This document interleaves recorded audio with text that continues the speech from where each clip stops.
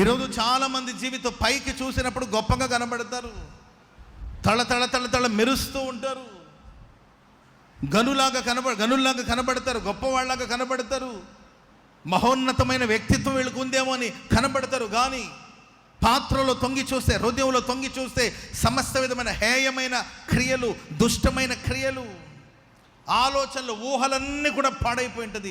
అలాంటి పరిస్థితుల మధ్యలో ఈరోజు చాలామంది కొనసాగించబడ్డం మనం చూస్తున్నాం.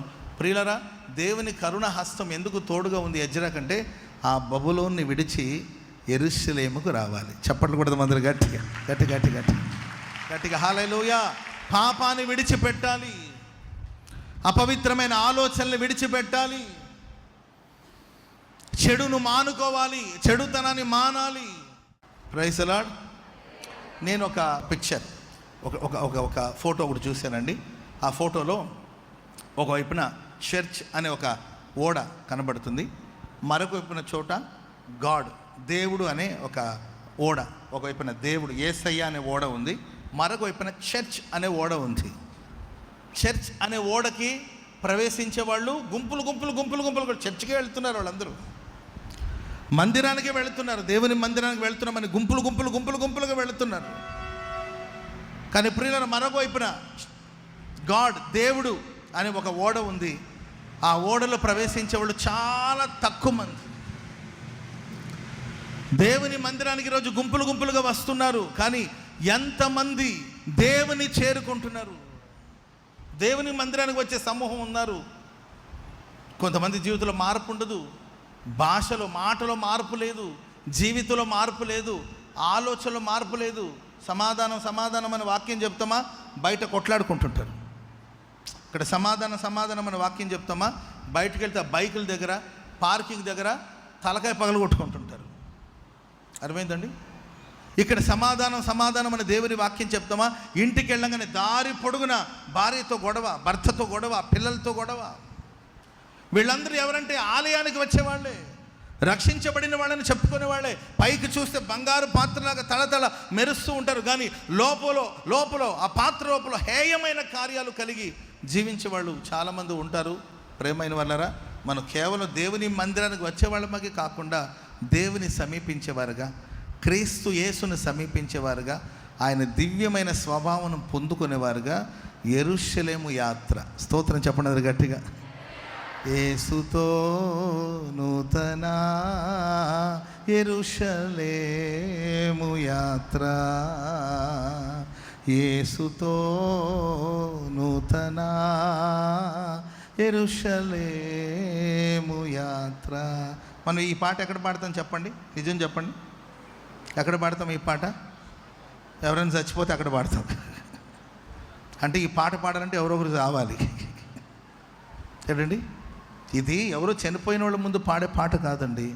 నీవు నేను మనమందరం ఒక యాత్ర చేస్తున్నాం. ఇది పరమ కనానుకు మనం యాత్ర చేస్తున్నాం. నూతన యెరూషలేముకి, సియోనికి మనం యాత్ర చేస్తున్నాము. మన పయనం, మన యాత్ర ఆ నూతన యెరూషలేములో ముగించబడాలి. చప్పట్లు కూడా మొదలు గట్టిగా గట్టి గట్టి గట్టి గట్టి హుషారుగా చప్పట్లు కొట్టాలి గట్టిగా. హల్లెలూయా. రావాలని ఉందా? నూతన యెరూషలేముకు రావాలని ఉందా? నీవు నేను మనమందరూ నిత్యత్వాన్ని, పరలోకాన్ని చేరుకోవాలంటే, నూతన యెరూషలేమును ప్రవేశించాలంటే, ప్రేమైన వారు మనందరికీ దేవుని కరుణా హస్తము తోడుగా ఉండాలి. ఎవరెవరికైతే దేవుని కరుణా హస్తం తోడుగా ఉంటుందో, ఎవరెవరైతే దేవుని తోడు కలిగి ఉంటారో, ఎవరెవరైతే ఆయన సన్నిధిని కలిగి ఉంటారో, ఎవరి పక్షాన ఆయన మహిమ కలిగిన బాహు చాపబడి ఉంటుందో, ఎవరెవరికైతే ఆయన దక్షిణ హస్తం తోడుగా ఉంటుందో, కరుణా హస్తం తోడుగా ఉంటుందో, వాళ్ళందరూ ఖచ్చితంగా యెరూషలేమును చేరుకుంటారు. భూలోకపు యెరూషలేమును చేరుకుంటాడు, పరలోకపు యెరూషలేమును చేరుకుంటారు. భూలోకపు యెరూషలేము అంటే యేసు ప్రభువునరు, మీరు యెరూషలేము నుండి వెళ్ళక నా వలన వినిన తండ్రి యొక్క వాగ్దానం కోసం మీరు కనిపెట్టండి. యెరూషలేములో ఉంటే వాగ్దానం చేయబడిన పరిశుద్ధాత్మ శక్తి కుమ్మరించబడుతుంది. యెరూషలేమును విడిచి వెళ్ళొద్దు, యెరూషలేముకు రండి. యెరూషలేములో ఏక మనసుతో, ఏక భావంతో, ఏక తాత్పర్యంతో ఉండండి.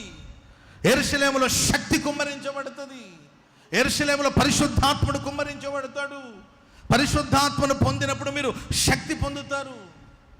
అది యూదయ కావచ్చు, సమరయ కావచ్చు, యెరూషలేము కావచ్చు. భూదిగంతాల వరకు సాక్షిగా బ్రతకాలంటే శక్తి కావాలి. ఈ శక్తి కావాలంటే మీరు యెరూషలేముకు రావాలి. ఆమెను చెప్పండి అందరు గట్టిగా.